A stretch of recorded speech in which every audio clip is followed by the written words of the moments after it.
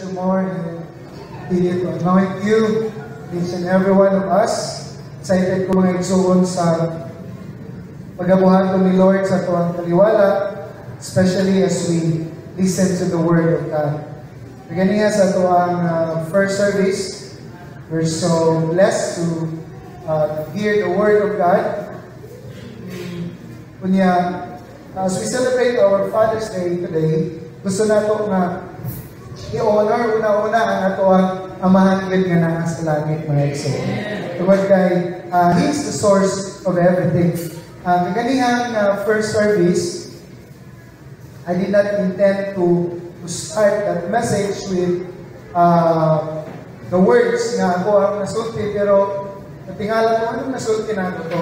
And gusto na ko i-share pag-usap, no? Naman ko yung nasulti kaganihang about mga father ba, na ko isulti sa mga inahan, na ko isulti sa mga anak. Because sometimes ang mga mama, mga asawa or mga anak, ilang makita ang ilang mga amahan nga mga isog kayo. Kinsay asawa o anak diri nga moingon og amen, nga moingon ko insay stricto kayo o bana diri og papa. Ang liwanag amin ang ako ang pamilya. Siktohon ka dahil ba na eh. Doon ay mga butang, no? Kadili na ito masabtan sa mga lalaki. Naapoy mga butang sa babae, kadili tayo na masabtan ng mga lalaki. Pero since Father's Day man karon, let me share to you something as we honor our fathers. May mga butang sa amahan nga dili tayo na ito ma-feel ba?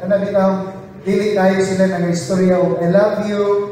Diba? Dili tayo ng istorya o take care. Laginag ka ng mulakaw kamo mga anak, mga asawa. Pero I believe deep inside my heart, kining atong mga amahan na ani sila mga pusong mamon.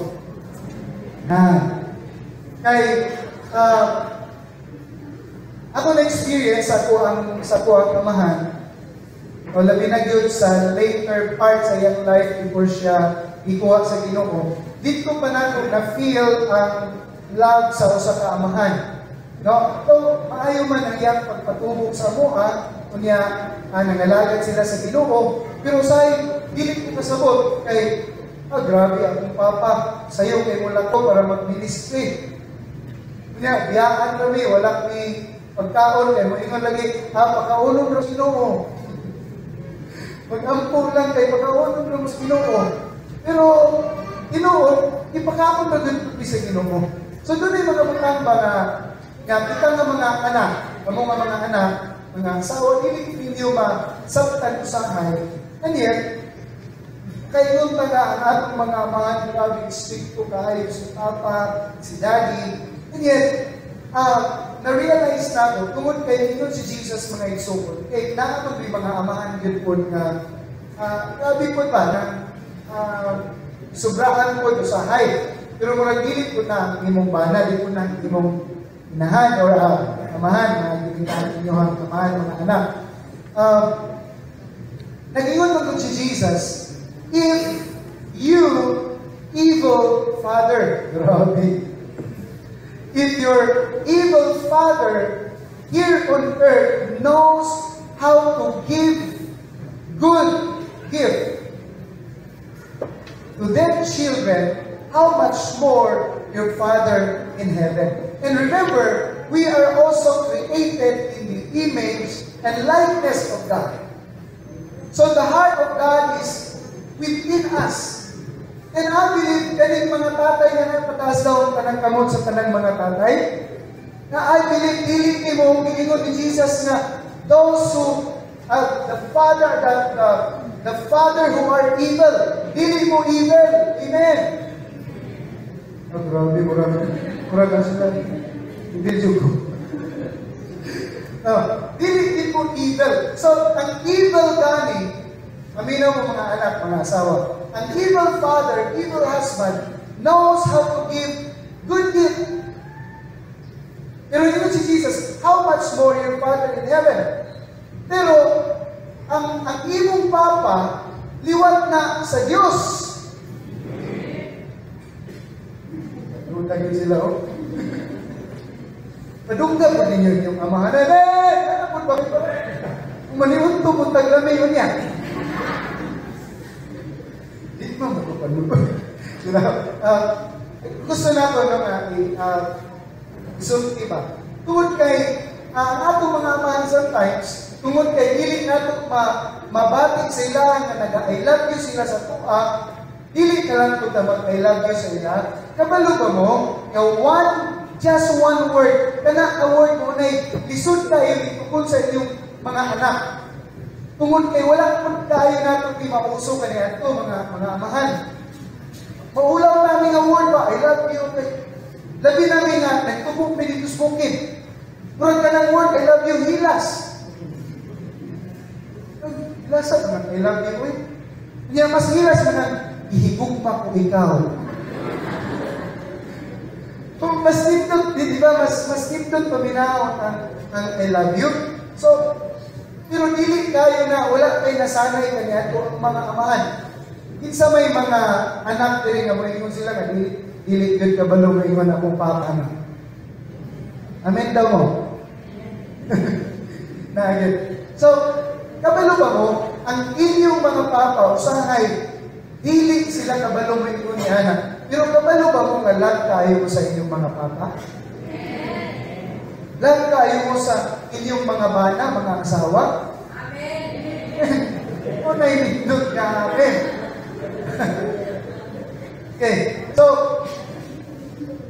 isang dili kayo sila nag-iingon og I love you, pero this is one thing, kung sila gamit inyong inom og I love you, ay happy kayo. Murag mahilis ang among kinasuluran.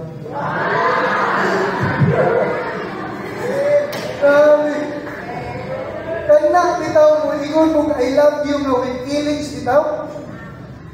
Kana bitaw isabot og maayo inyong papa bitaw. Lamig lagi mo rin nagkakaunong tao ba? Ruwi ito kayo ko. I love you. Kali ba, mausap ang buwan, anak. Mausap ang aura, anak. Kaya naman, kana the word powerful kayo na. Kaya pagpili na ito, mamis. At mauni, kung ano pinukod. Kapalo ba mo nga nakaingon kung I love you sa akong papa nga patay na siya? Wala na ilang pero ako na lang na realize nga pero kabalo kita kung papa nga love na ako siya. Kabalo ko nga love kay ko sa papa pero kita nga mga Pinoy lagi dili kita express it good. O kita maka-express ba ngano pud no? Kani bitaw lahi gyud ang mga Pilipino. Dapat doon na kay change of mind mga igsuon. Kani bitaw gutom ta, nya dawat tag paniutong ay busog pamangko. Say magka-relate ani. Di ba kinsa may naalkansi? Anong nibaliban ng gutom magdating ka ulgon? Ano ba kung gamay ra lang ko lang ko kagamay. Importante magkakaon ka. Kani ang ato ba kana bitaw or kanang magpapugos sa taba. Pero kapag mga igsoon, we become expressive. Labi na sa atong mga tatay. Kaya usahay ko rin, mahadlok na kita musulti. Kami ito mga amahan, lisod uulod. Nang manayiming ka ba? Ay, may wala sa ato.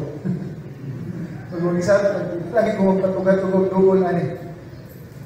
So, pero ang reality sa mga amahan, mga igsoon, grabe, doon na sila'y pusong amon. So, muna ang gusto ko sa kani bitong usahay nga dili nato masabtan murag dili atong mga amahan dili gusto magpadugol kabalo mo muni ang sakto nga panahon ng inyong duolon pakuan lagi lalaki gud ayaw sila mo kaya pero gusto duolon pa niya anak wait na maglambing sa kuka kinsa may ipataso sa mga tatay kamon be kinsa may gusto sa inyo maglambing inyong mga anak Lamig kayo ning lambingon ka sa itong mga anak. O ba, limahog singot. Labi nagkulambing na itong asawa. Limahog sibuyas. O, makagutom ang magkagaling. gawas ba? Lamig kay simon-simon ka na. So, akong asawa, ganahan yun kay kung ako'y kanaglambingon, di ba po niya? Pero marag ako magoy maglambing sa yabi, hindi mo ganahan siya matiis ba?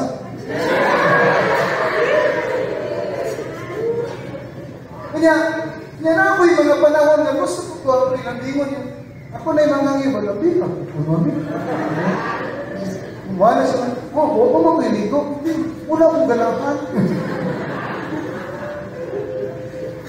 So, dapat mo ano yung mag-feel sa mga amahan. Kunya, kabalo mo, mga asawa, kung gusto na kung gusto tiniinin, in behalf sa mga bana, nakabalo ba mo na grabe kaayo o power ang inyong mga words para sa inyong mga bana? Si Presidente na karon, Duterte, atong Presidente Duterte, grabe kining siya authoritarian, di ba? Storya siya. Itabok yun. Gira yun. Si Donald Trump, ano sila mga powerful na mga tao. Kasi ilang sulti. Itabok yun. No? Kanapang ako kayong effect sa tibok kalibutan. Pero, apektado ba ka sa ilang pagsulti? Dili tayo. Dili kita apektado sa martial law. Dili kita apektado sa recession sa US o asa kung sa panahon ng mga pangitaputihan. Pero, may istorya na ng imong asawa. Labi na, magsugod na lang siya, kuhan? Yaw-yaw? Apektado na kakaayo. Simple lang kayo nga word. So, abi nato ba o kaning mga bana, mga insensitive. Pero kabalo mo, kami nga mga bana, sensitibo kayo may mga words. Kuna, ayaw mo patakagsulti nga pangit may, mahupigilog, ayaw kaayo. It hurts, you know? Magpating-ating kami anak ko. Pero, apektado may anak kung ay suon. Tanawa na kulingon mo, I love you, di ba? Pagtay-tay, lamig kayo trabaho, asa may overtime man karon. So, words are so important. And remember, nag-ingon ng Bible, nag-ingon ng Proverbs, mga igsoon, na death and life is in the power of your tongue. It's in the tip of your tongue.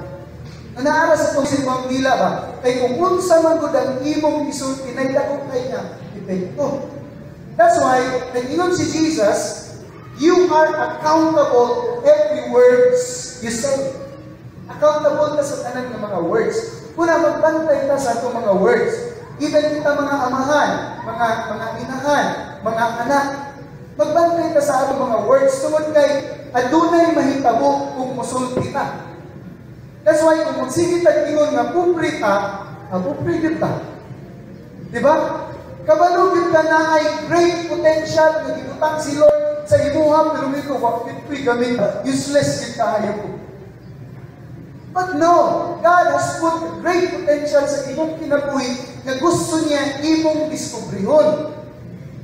As you discover, mga itson, imong makita ang great potential ni Lord sa imong kinabuhi. Kapag tanaw ni mo sa salamin, ni Agil lagi si Piolo Pascual, ang makita mo ang beauty ni Lord. Kunya, kanapang ang makita mo sa imong kinabuhi, katong maayo, sa ginigingon sa Ginoo, pagbuhat niya sa kwan, pagbuhat niya sa langit o sa yuta. Every time, maghimo siya mga butang, kung sa iingon, and it was good. And it was good. And it was good. And it was good. Kabalo pa mo, ihimo sa Ginoo ang tanan, it was good. Pero after niya ihimo ang tao, na usab ang pinulungan sa Ginoo, God said, it was very good. Grabe. It was very good. Muna ang nakalindot kaayo mga igsuon nga atong tanawon ang mga butang na very good, sumala sa pagpanglantaw sa Ginoo. Kaya kung tao ang maglantaw, dilit yun, correct, dilit. Pero kung i-allow na si Lord na mag-speak to us, it was very good. Very good ba ang atong mga papa? Amen. Very good ba ang atong mga bana, asawa? Mayroon yun. Bantay lang mo niya. Okay, so, nag-pray ko sa Ginoo Lord sa may message para sa Father's Day. Idala ko sa Ginoo sa Old Testament tungod kay kasagaran man doon si Lord pag mag-address siya ang mga tao sa Old Testament, even sa New Testament, ang gina-address din ni Lord ang mga lalaki. Di ba, even sa yan, pagpakaon sa 5,000, sa ingon sa Bible, and He fed the 5,000 men besides children and mothers, and women and children. So 5,000 men. Sa Old Testament mo gyapon men. Oh men. Mga men, mga igsoon. Bisag ka mo, apil gyapon mo. Di ba? Una nga ang mga lalaki apil gyapon. Una ang tawag mo we men. Right? We men. Una nga pag apil lang na anak. So, ang pulong sa Ginoo karon ako ang tanawon nga i-address niya ini unang-una sa mga papa, sa mga fathers, kung usab kanatong tanan kay ang pulong sa Ginoo para magyud kanatong tanan mga igsoon. By the way, wala akong makita na ako'y gihimo na conclusion about ani. Gusto na ko na Lord dapat paghuman ani nga message. Ang conclusion natin dapat adunay commitment sa mga amahan. Because it's all about obedience. So, sa dihang na nag-spend ko time kay Lord, sa word ni Lord, gidala ko sa Ginoo sa maulang yapon nga book sa Bible, pero gidala ko niya sa lahig nga paagi kung sa akong pag-end ani nga service. But first of all, let me share to you ang ginapadayag ni Lord sa kuha in Deuteronomy. And Deuteronomy. But before that, the title of this message is Men of Double Vision. Men of Double Vision. Kung sa Bisaya pa, ang mga libat nga lalaki. Double vision. Okay, so double vision. Dapat manggod. Adunay, because God has set standards. Yeah, doon na siya choices na gihatag sa mga tao. Even sa ato ang panahon karon sa New Testament, doon ay duha lang kabutan na atong pag-aatuan na dapat atong pilion sa man. Heaven and hell. So, muna siya ang duha kabutan. Pero dapat makita ng good nato ang both side na muna we need to have a double vision. Kaya kung wala nato nakita ang usa ka side, basig mo diretso ra punta og himo niya to. Wala nato makita ang effect. Kasi dapat atong tanawon mga igsoon in Deuteronomy chapter 28. Deuteronomy chapter 28 verse 1 and verse 15. So, ang verse 1, yan, pwede na ito gamitin ng NIV siguro. NIV. New King James.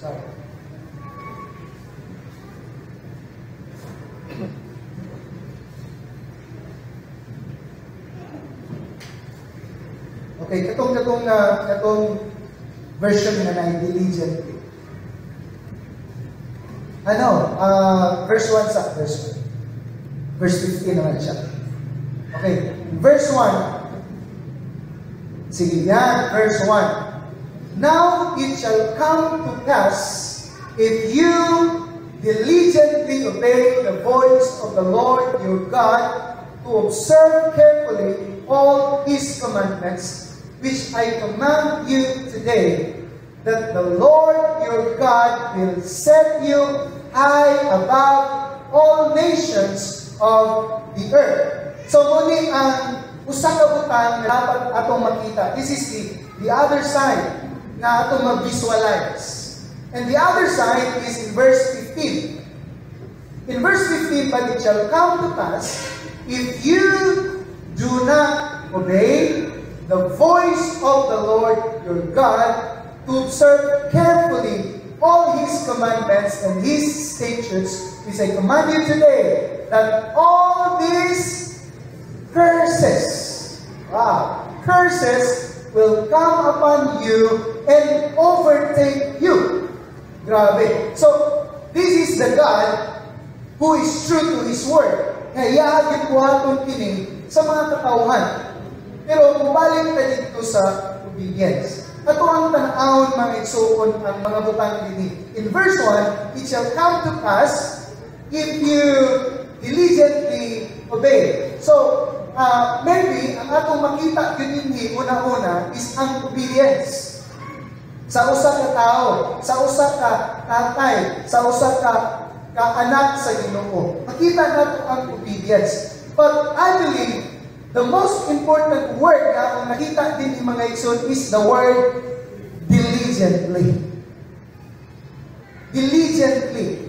If you diligently obey, tanawan ninyo because naay commandments to observe carefully all His commandments, which I command you today, that the Lord your God. So, ano siya? But gusto na ko tanawon mga igsuon.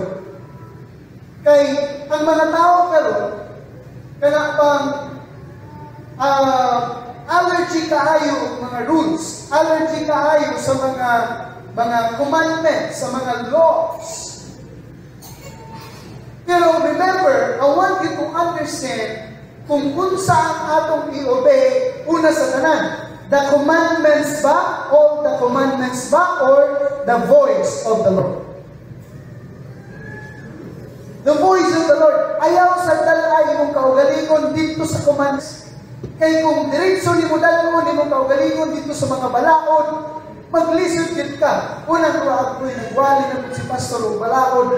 Kanang all commandments, Pastor, dito di ka pasal, anak. Sige lang, di man dito ka pasal, anak tanan. Ang mga Hudiyo galing nga mahuwi gihatagan sa balaod, wag man gani makapasal sa ilaha. Fail sila tanan sa pagkultil sa balaod. Kita pa kaha kanito mga Hudiyo. But I believe all of us gisultihan sa Ginoo that it shall come to pass if you diligently obey the voice of the Lord. There must be a voice that we need to hear. Because if we hear the voice of the Lord, if you know the Lord, if you have that relationship with your shepherd, nga nagingon si David, I know that the Lord is my shepherd, and the sheep knows the voice of the shepherd. And if you know that this is the voice of the Lord, it is not difficult for you to obey His voice. That is why you need to understand. We need to understand, mga igsuon, that we need the voice of the Lord. The voice of the Lord is majestic. I don't know if dili ko mamalik in Psalm chapter 29. Tanaw na ito din ang voice of the Lord. In Psalms 29, there's a word there, the voice of the Lord, isulti, ngayon ani ang voice of the Lord, na dapat ato ang paminaw. Okay, yan. Sige, daghan ni sila. Tanaw mga igsuon, ganong dili lisod mo obey sa voice of the Lord. Because this is the voice of the Lord. The voice of the Lord is upon the waters. The God of glory thunders. The Lord is over many waters. Next verse. The voice of the Lord is powerful. Hallelujah. The voice of the Lord is majestic. Next. The voice of the Lord breaks the cedars. Kaning cedars, mga igsoon, mo ni ang pinakagahit na kahoy sa Lebanon. But the voice of the Lord breaks even the hardest wood, the cedars. Yet the Lord breaks in pieces the cedars of Lebanon. The voice of the Lord hews out flames of fire. Only the word of the Lord is like a fire. The voice of the Lord shakes the wilderness. Guys, so tanawan ninyo, if you hear the word or the voice of the Lord, even though you are in the wilderness, God will shake the wilderness in your life. Tunay mga problema, tunay mga kagulian sa iyong kinabuhi, tunay mga kalistanan, and that is your wilderness, but the voice of the Lord will shake that wilderness in your life. And when the voice of the Lord will shake that wilderness in your life, mga igsoon, isang kung sa pakanakadako ng wilderness, when the voice of the Lord will start to shake that wilderness in your life, you will go out victorious. Kuya, nakalimutan tayo. That's why we need the voice of the Lord. And who is the voice of the Lord? The voice of the Lord is our Lord Jesus Christ. During the day of transfiguration, katong na-transfigure si Jesus, ni siga ang panagpay ni Jesus na igsoon. Ganyan sila sa mountain, kauban yung mga disciples, si James, si John, o si Peter. And there, sa niya na nag-transfigure ang dagway ni Jesus, ni kanaog si Moses. And there, ni kanaog si Elijah. Paghuman, nag-istorya silang tulo. Yan, grabe ang glory sa Ginoo. Nakita sa tulo ng mga disciples. Ug dili sila makatanaw. They were shaking. Kabalo ba mo si Peter, kabalo ba mo? Si Peter siya ang nag-deny kay Jesus. Si James and John, sila ang murag okay kay sila itiin, but sila ang nagsabot-sabot. Mama, inar ko si Jesus kung isa imong mulingkod sa imong tuog, sa imong wala. Sila ito mga magsuod. Mga bugiro ba? Ang bugiroon na. Kaya si Peter, buto sila, dili perfect. Naa sila yung mga wilderness sa ilang mga kinabuhi. But when the light of Jesus, when they hear the voice, ang ilaang mga kaluyahon were shaken. Hallelujah. Ang ilang mga wilderness na shake mga igsoon. Pag na-shake niya ito, nagkurog sila, piling sila makatanaw. And then the voice of the Father nagingon, "Here is my beloved Son. This is my beloved Son in whom I am well pleased." Grabe i-declare sa amahan. Wala i-declare sa amahan, "Here is Moses." No. Wala na yun naman, "Here is Elijah." Because Elijah represents the prophets. And Moses represents the law. Represents those all commandments nga itong nakita dito. Lisod tayo to. Lisod tayo ang trabaho sa atin. That's why, nagingon ang amahan. "This is my beloved Son, in whom I am well pleased." And the last word, nagingon sa Father, listen to Him. Because Jesus becomes the voice of the Lord. And now, the voice of the Lord, the Mount Jesus, He is living inside of you. That's why you have power. Amen? Because Jesus is in you. Jesus said, "All authority in heaven has been given to me." And Jesus is in you. That's why Jesus said, "I have given you authority to trample on snakes and scorpions and to overcome all the powers of the enemy. Nothing can harm you." Father, Bana, Si Jesus na kanimo. The Lord is with you. Dapat imong makita ang vision. Dapat makita nimo ang vision sa obedience. Dapat makita nimo nga sign sa imong kinabuhi, sa imong pamilya. By just obeying the voice of the Lord. Then, the Bible says, God will set you high above all the people of the earth. Dili ikaw ang uingon sa imong kaugalingon, dato nako kay daghang kong negosyo. No. But the Bible says, if you diligently obey the voice of the Lord, sunod na lang na i-observe carefully ang tanan nga mga commands. By the way, you have to carefully observe the commandments because we have the one inside of us. Jesus said, I have come not to abolish the law, all the commandments, but I have come to fulfill it for you. Salamat kaayo mga igsoon because Jesus came. Kaya nakabalo siya nga kung tagaan, tagdaghan kayo ng mga balaod, dili nato ni matuman. That's why He needs to came. He needs to come into our lives. Angkod nga kung naa siya sa atong mga kinabuhi, ang iyang grasya mag-overflow sa atong kinabuhi, nga maghatag ka na itong power that every commandment of the Lord, hallelujah, mga igsoon, dili malisod because nothing is impossible with God. Walay imposible nga butang diha sa tubangan sa Ginoo, mga igsoon. That's why, fathers, kita dapat ang una makakita nini nga vision, kini nga side sa vision. Because if the Bible says, if kung makita lang nimo ni amahan, makita lang nimo ni dad, makita lang nimo ni tay, makita lang nimo ni brad,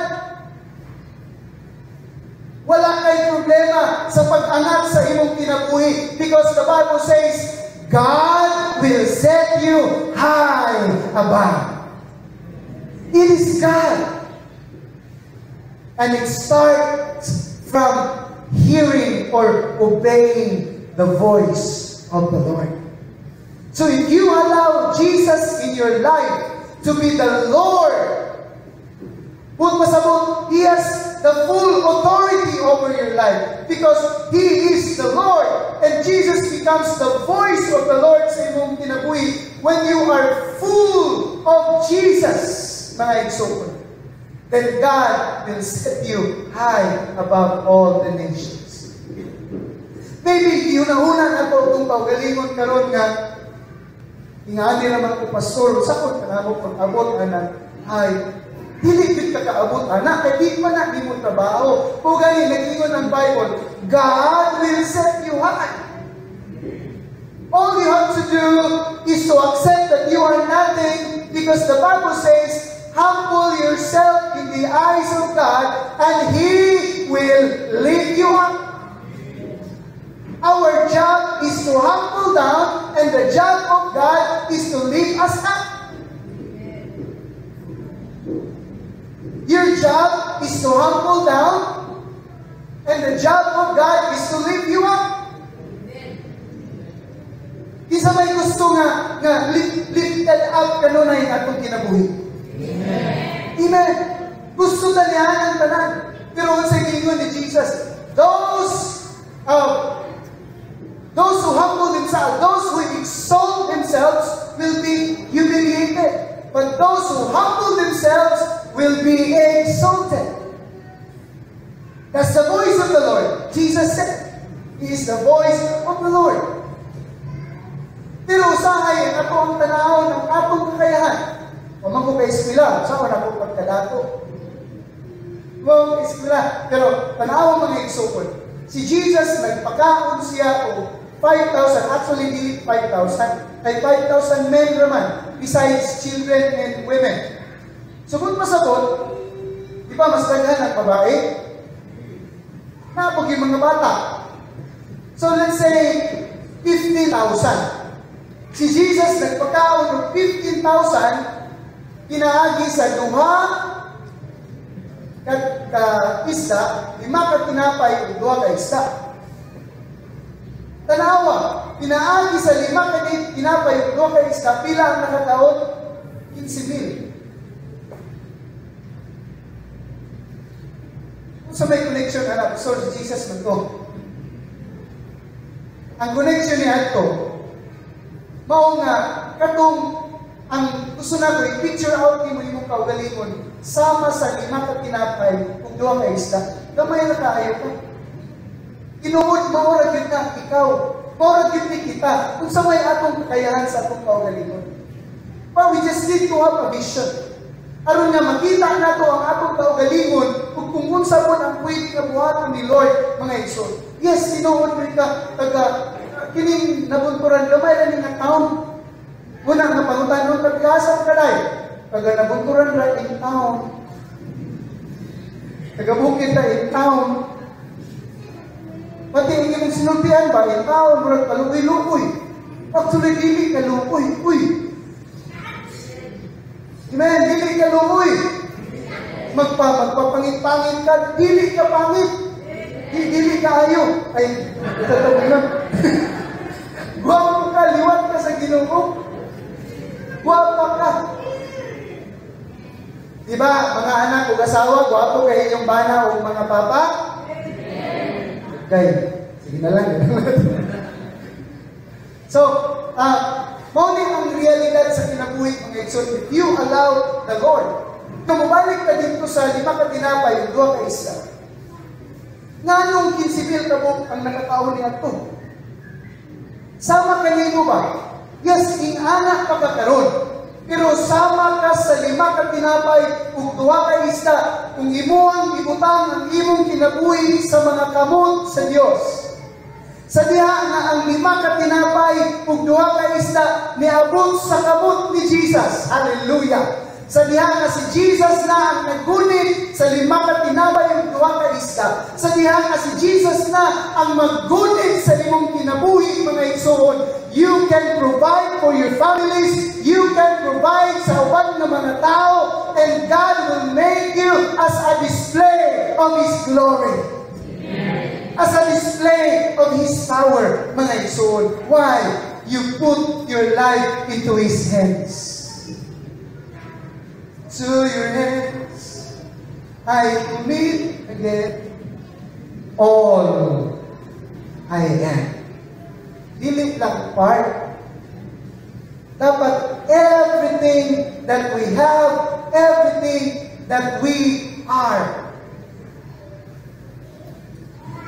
So muna ang nindot kay kasaad sa Ginoo. Pero dapat makita po nimo that if you will not obey the voice of the Lord in verse 15, then mauputi.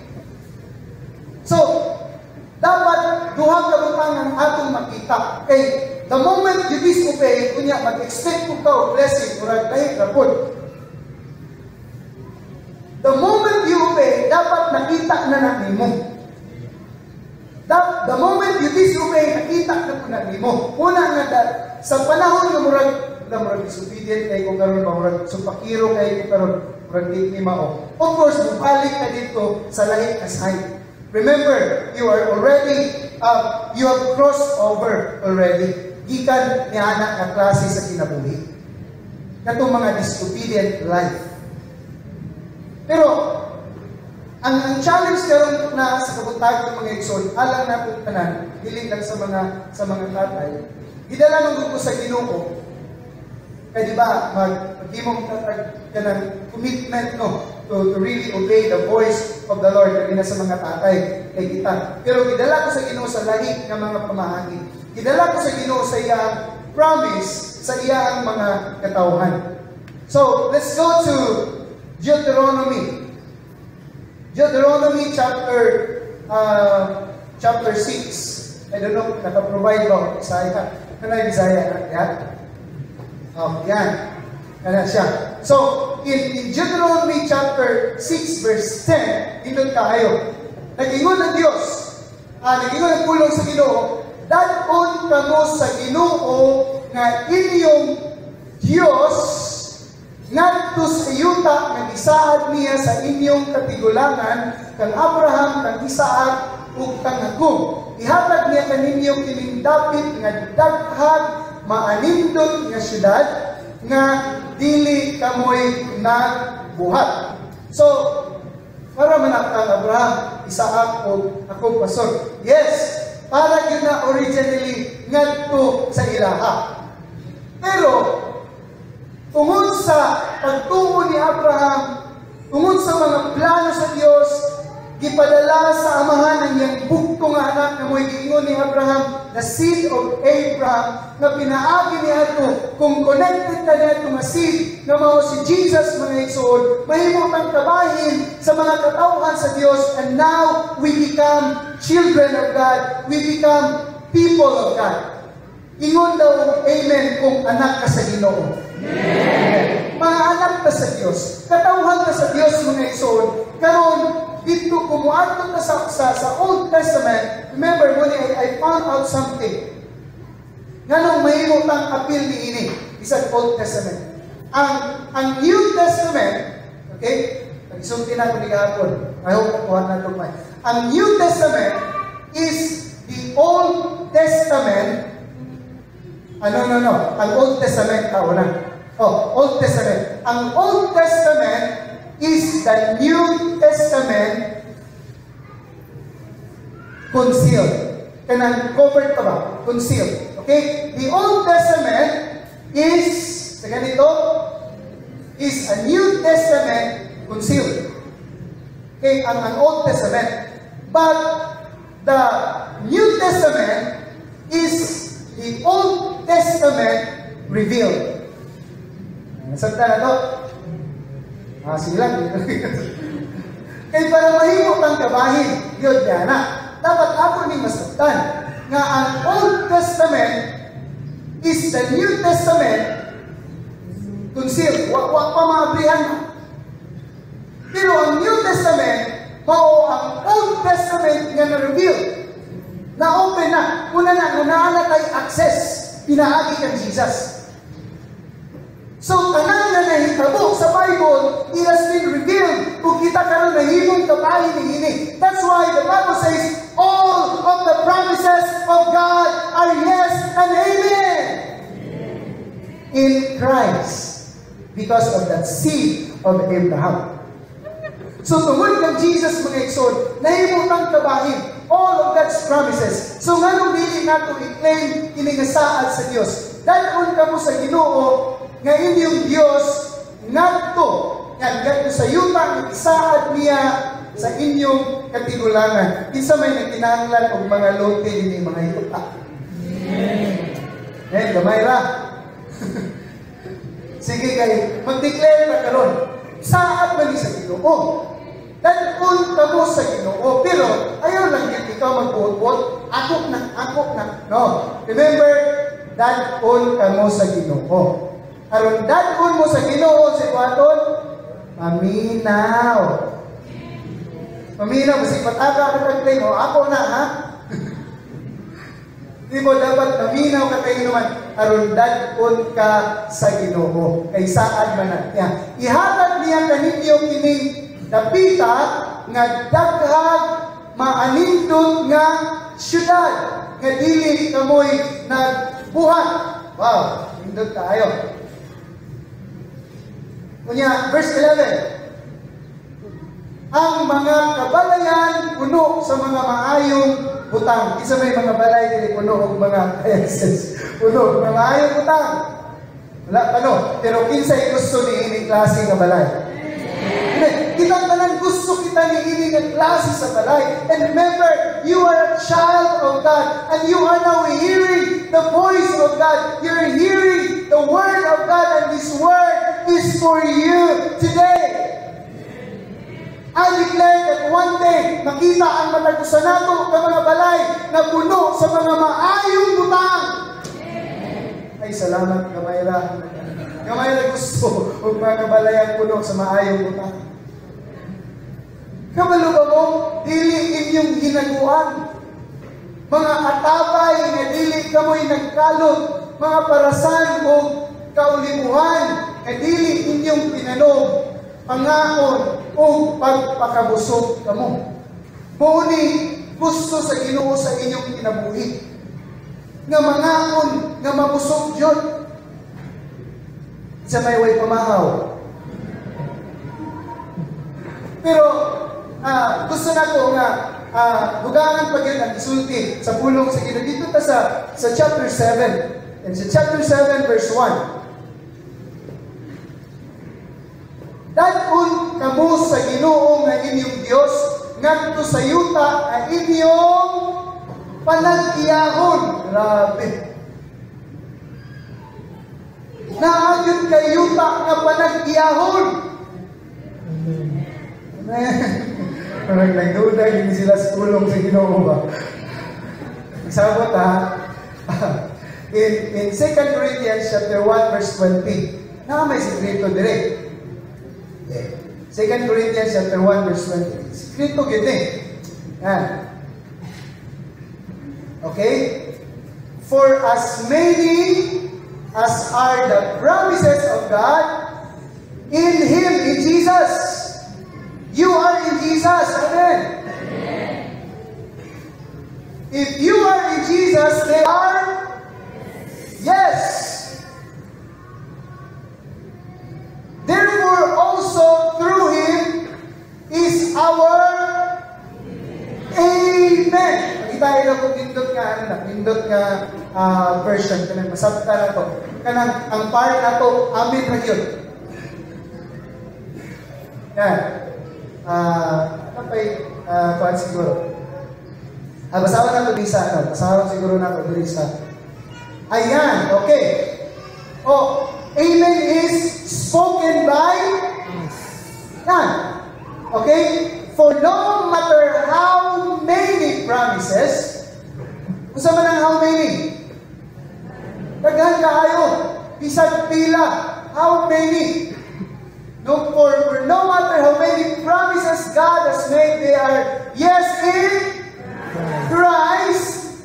And so through Him, the Amen is spoken by us.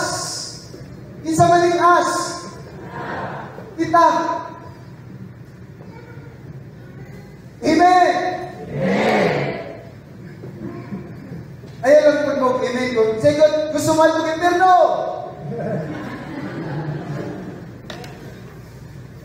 Alam ko mag-amen, anak ang amen na ba? Usagay mahimo sa amen? It will glorify God. Grabe na yun. Dili pa sa basta na yung word. Ay, kanawan yung mga word. Kanawan yung mga tao. Magsigilan, amen. Malipayon kayo. Ano si Seluila? Isa ka sa amen! Amen! Amen! Si Dick Smile.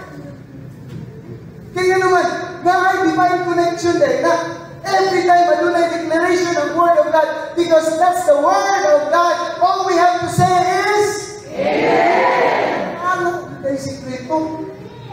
Maudi ay mga tao nga di kasabot sa sama sisilog. Amen, amen. Diya, oy. May mga assembly of God, sila mag-amen, amen. Wala sila kabalo. Nga naaday power ang word nga amen. Because amen means yes. Amen means so be it, Lord. Grabe. Nag-agree ka sa word of God. Mga amahan, wapo kayo mo. Amen. Man, great yung babae.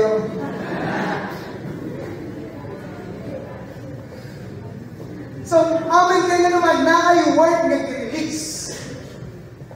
Death and life is the tip of your tongue. Pag na-release ang word, sige, dawata, perceive as it is mo kay Mawagana ang pulong sa Ginoo. So, balik daw na dito sa chapter 7.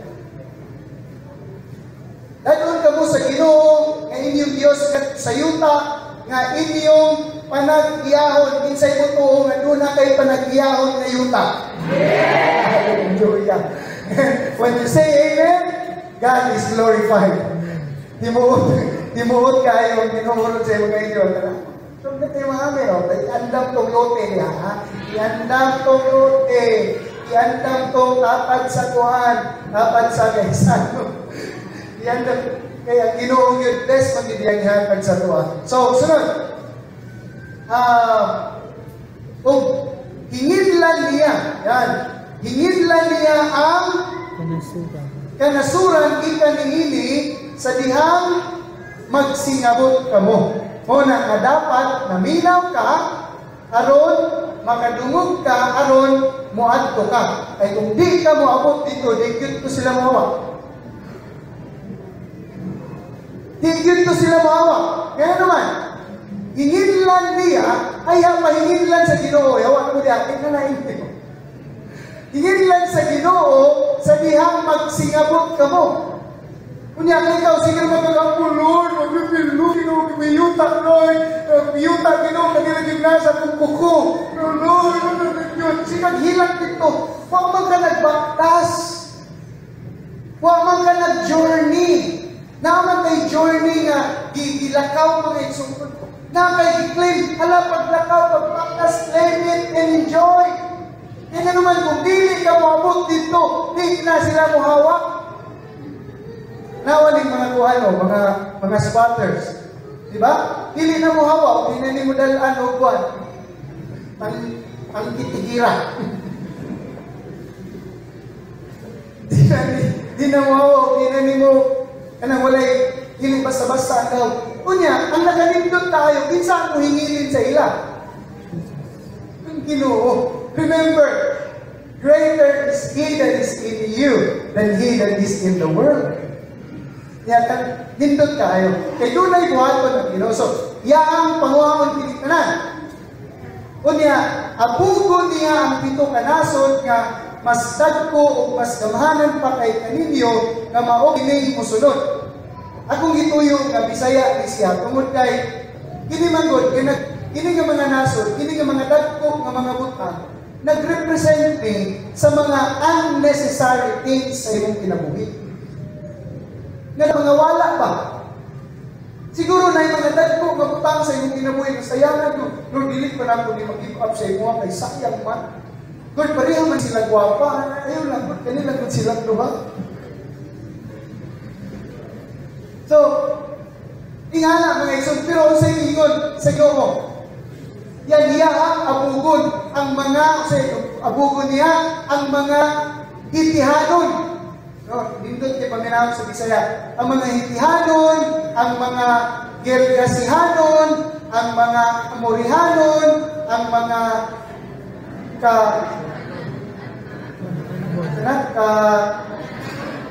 kanahan, mga kanahanhon. Muna ang gusto na ko ipaabot. Daghang mga kanahan sa atong kinabuhi, pero tugutan nato si Lord kay yahan ang abugon. Mga kanahanhon, ang mga amorihanhon, no, ang mga hilabtanon, muna. Daghang yung mga hilabtanon sa atong kinabuhi. Dapat ato nang ipayo sa iyo, Lord. Wa na ni abugan na ni mga pangan ni sa akong kinabuhi. Kaya naman, dili mo na kailangan, dili mo kinahanglan sila. So, si Lord ang mukuha ni ini. Apan, diingon usap sa verse 2. Yan, sa verse 2. O kung itugyan na sila sa Ginoo, inyong Diyos nga na kaninyo, yan, umana ang part ni Lord. Okay, sabot na daan, ha? Hihingin lang na niya, yan ang iabog. Now, it is your time, it's your turn. In verse 2, ug kung itugyan na sila sa Ginoo, na inyong Diyos nga kaninyo, sige, ako na lang masabi. Ug kung itugyan na sila sa Ginoo, nga inyong Diyos nga kaninyo, puuha silang tanan. Now, it's your turn. Dapat ikaw, mga isod, ug kung itugyan na sila sa Ginoo nga inyong Diyos nga kaninyo, puuha silang tanan. Ayaw kamo paghimog kasabutan uban kanila ug ayaw sila kaloy.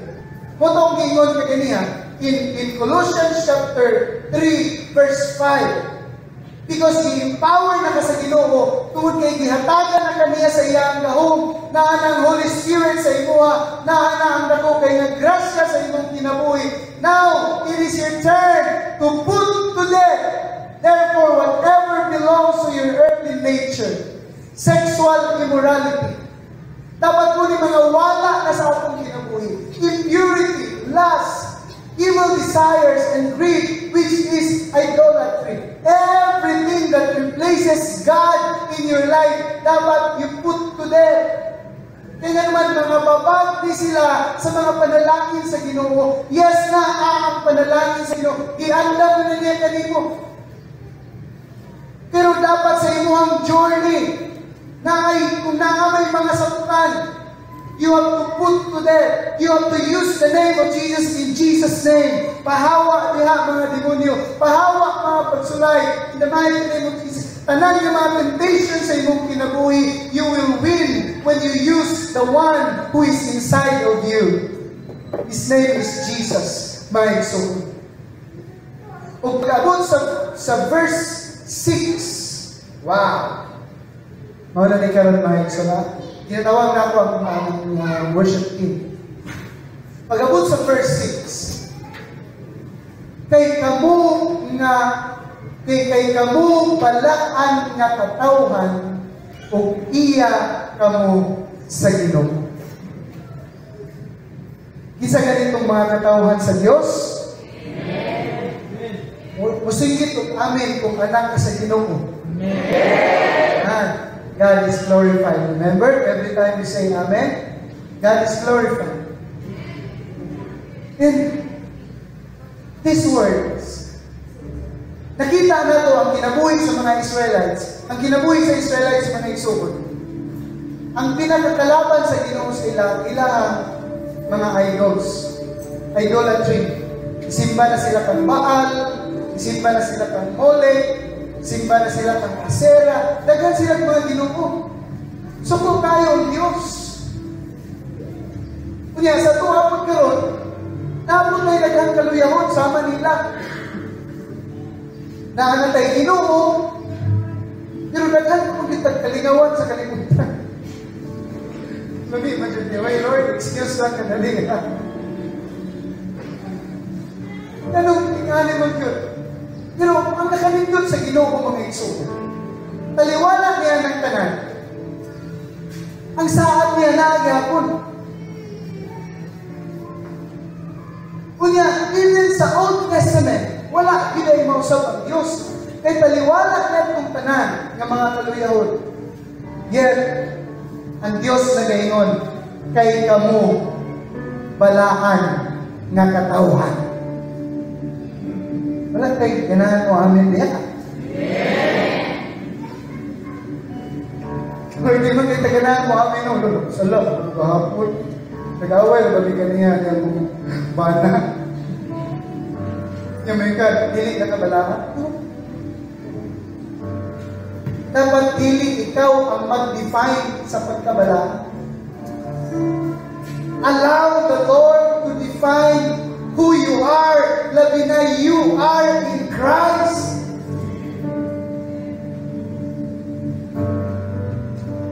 Kalimtin itong imong mga kasaypanan. Sige daw, iman daw itong mga sikyat di mo.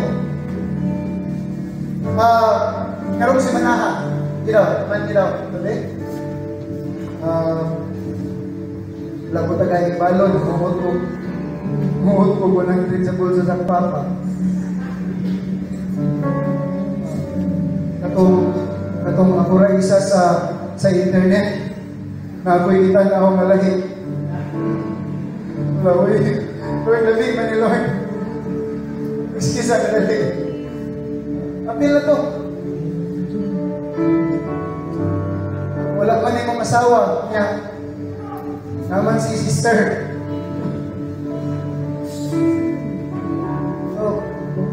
Naapila na tanan katong naglibak bitaw ka. Katong ningon ka ka. Lugaya ko na magwanin pastor. Dili. Naay mga una-una kanito nga ano ba? Niya Pag uman, ma-realize mo ba nga, ilaway ka ba na mabuhay? Ilibak, ilay ko. Si Pastor, pag ilibak, wala bitaw, wala man. Pero natin mga tulayahon, mga igsuon.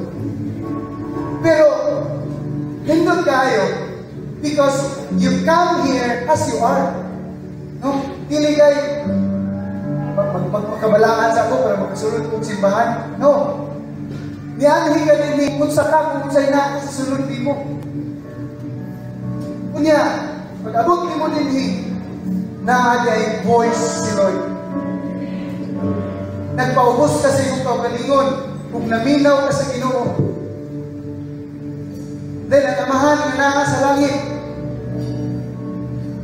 nagtanaw, isa ilang itanaw. Ang itanaw sa amahan na naka sa langit, na itong naka sa sulod ni mo. Uy, naka si Jesus. Uy, naka si Jesus and yet, uy, naka si Jesus sa ilang tanan. That's why the word of the Father is telling you right now, kay kamo balaan ng mga katawan. Tanang mga sala na yung naibo kanina ito. Karong si mga hangtod yan ang putag. Hangtod karon. Not counted. Hallelujah. Tingnan mo ka dapat. Not counted. Only people, mga iso. Ang tao mo tulisok na ito. Ingani yun ka. Hindi mo lang pinapasakitan. Ang trabaho sa tao, ginapakonsensya kanya sa iyang mga sala. Pero ang trabaho sa Ginoo mo, yun ang siyarap, not counted. You have Jesus. And that's why ang akong pagtanaw kanimo karon na amahan, inahan, mananak ang akong pagtanaw kanimo. God said, you are my holy people. Balaan ka mga katawhan, kung anong nahitabo man na. Katawhan, kung iya ka mo sa Ginoo nga inyong Diyos, sa tanang katawhan sa kalibutan, kamo ang ipili sa Ginoo, aron mahimong iyang kaugalingong mga katawhan. In verse 7, kipili ka mo sa Ginoo, kung kimahal niya, dili tungod kay mas daghan kamo. Kay sa uban nga mga katawhan gali, kamo may labing jutay. Nagingon ang Ginoo, kamo may labing gamay na aron mo sa buturan. Dili man mo makapanghampog, pero gipili kamo. God said in verse 8, apan pili kamo niya, kay iya man kamo kimahal. Hallelujah. The Lord chose you. The Lord made you holy because of Jesus. Not for any other reason, but for only one reason. Even in the Old Testament, God said, because I have loved you. Kanihan ikon ko mga igsoon na ang akuang conclusion nita sa pungwali is commitment sa ato ang obedience niya sa Ginoo. But I believe, knowing that God loves us, that He loves us no matter what. Kung saan gibong kaluyahon, kung saan gibong nahimo kanihanto, nagapasakit pagkatao, kung saan man ang mga utang, God tells you today, it is not counted because I love you. And I love you with an everlasting love. And love casts out all fears. And love forgives all of your sins. And you are holy before the Lord. Not because Jesus has died on the cross. Jesus is the voice of God. He is the perfect illustration of the love of the Father. And He is here to tell you, my child, I love you. And that is enough to change our lives. The love of God is enough for you to obey the voice of the Lord.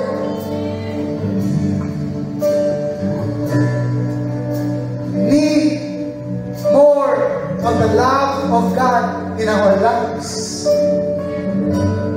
I want you to close your eyes. As you close your eyes, hear God, because He will tell you, my child, I love you because I love you, because I love you, because I love you, because I love you, because I love you, because I love you, because I love you,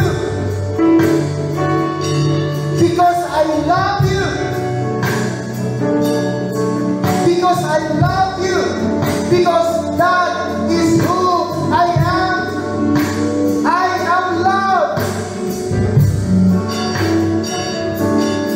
I want you to receive more of the love of God in your life right now. Receive more of the love of the Father in your life. Because of the love of the Father, He did not give